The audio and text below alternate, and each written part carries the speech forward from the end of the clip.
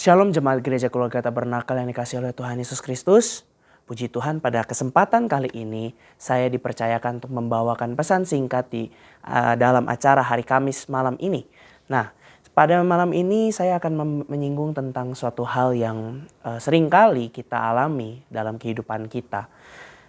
Beberapa minggu yang lalu pada waktu saya sedang bermain bersama dengan rekan saya, yaitu sebuah game online, rekan saya berkata seperti ini. Ada satu perkataan rekan saya yang sangat menarik bagi saya. Dia berkata bahwa aku tuh nggak pernah membenci orang. Karena kita memang nggak selayaknya untuk membenci orang. Aku pun kaget ya. Saya kaget. Dan saya berkata sama teman saya ini, kenapa kamu tidak pernah membenci orang tuh, apa alasannya? Oh, ya karena kita tidak tahu orang tersebut nanti akan menjadi seperti apa pada waktu dia sudah beranjak dewasa, lebih dewasa lah.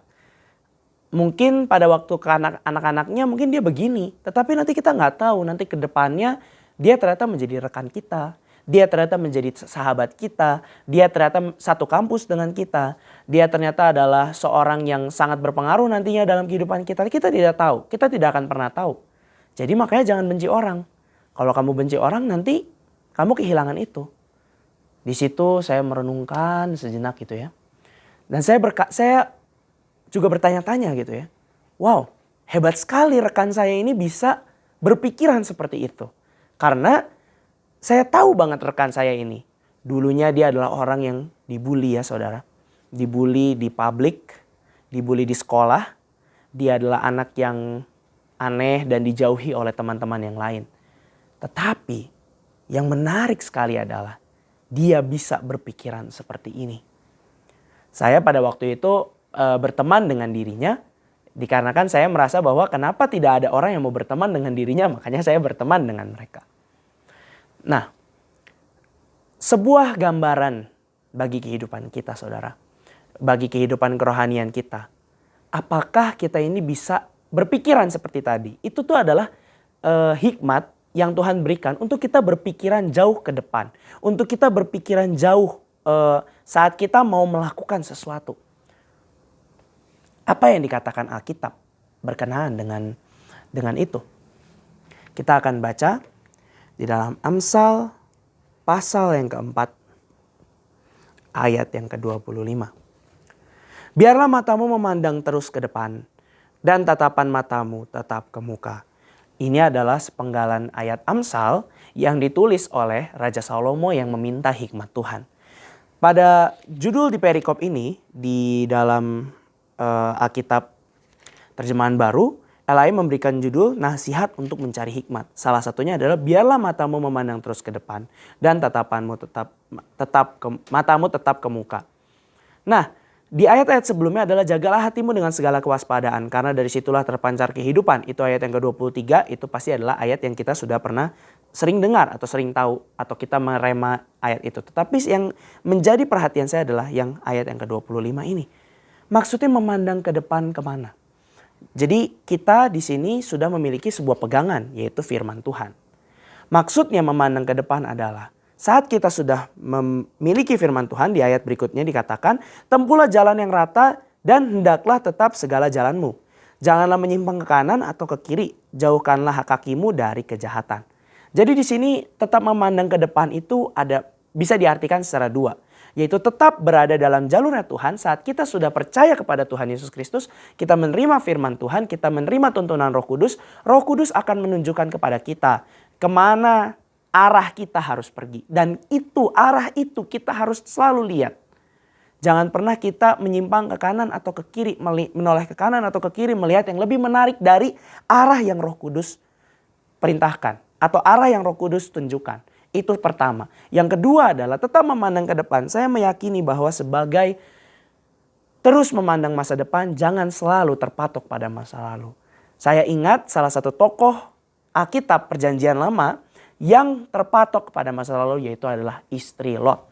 Di saat Lot ada di kota Sodom dan Gomora, di situ malaikat sudah memperingatkan, kalian larilah dari tempat ini, jangan menoleh ke belakang. Pada waktu mereka lari, istri Lot menoleh ke belakang. Lalu kemudian apa yang terjadi? Istri Lot menjadi tiang garam, saudara. Apa sih pemaknaan tiang garam ini sebenarnya? Tiang garam ini berbicara mengenai progres kehidupan.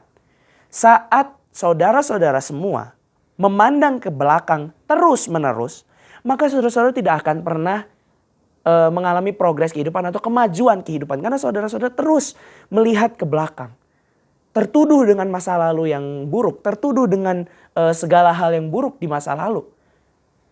Saat saudara-saudara melakukan hal itu, saudara-saudara tidak akan bisa melihat ke depan.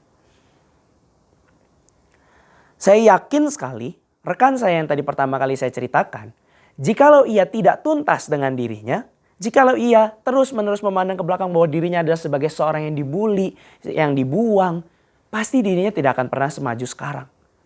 Dia melihat bahwa kalau kita tidak membenci orang, maka nanti ke depannya orang itu menjadi rekan kita, kita akan memiliki hubungan yang lebih baik dengan orang itu.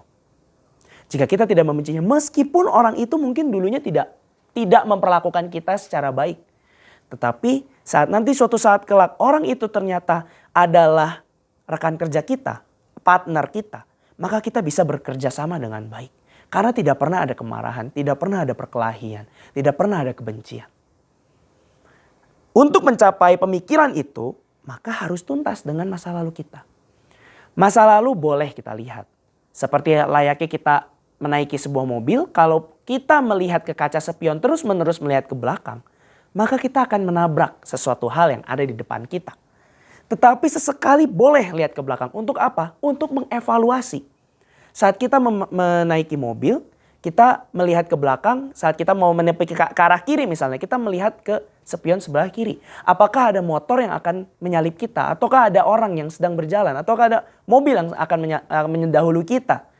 Walaupun mendahului seharusnya dari kanan, tapi ini ada yang mendahului dari kiri. Tidak ada yang mustahil ya saudara ya. Maka dari itu tidak ada salahnya untuk kita merecek spion kiri. Begitu juga halnya dalam kehidupan kita. Kalau kita melakukan kesalahan di masa-masa lampau, lihatlah itu sebagai sebuah hal yang bersifat evaluatif. Atau mengevaluasi kehidupan kita. Bukan sebagai sesuatu yang kita sesali terus-menerus dan akhirnya kita tidak bisa maju dalam kehidupan ini. Menjadi tiang garam. Inilah hikmat yang saya sekarang ini bagikan kepada saudara-saudara sekalian. Sebagai orang-orang yang sudah percaya Tuhan Yesus. Sebagai orang-orang yang sudah menerima Roh Kudus. Dengarkanlah suara Roh Kudus. Tetap memandang ke depan.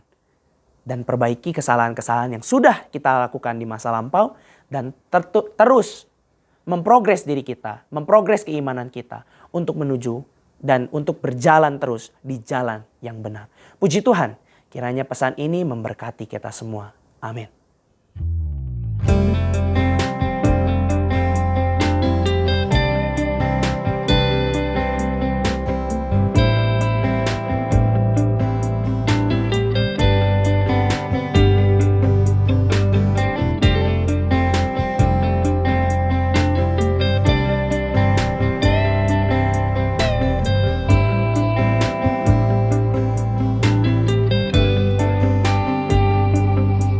Yesus, kau kebenaran yang menyelamatkanku. Kau memberikanku hidup dan pengharapan.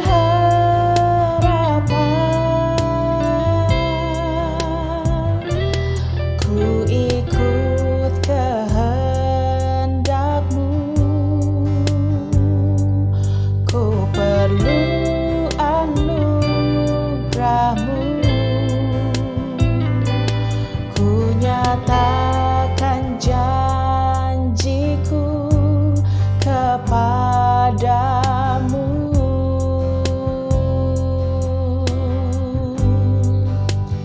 Kalau ku hidup bagimu, hatiku tetap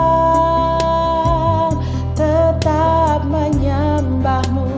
Dunia tak bisa menjauhkanku dari kasih-Mu.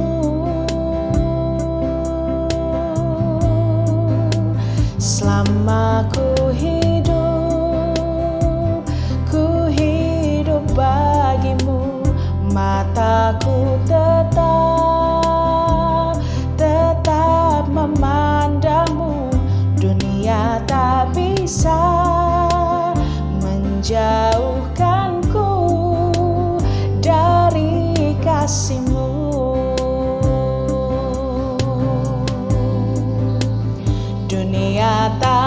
bisa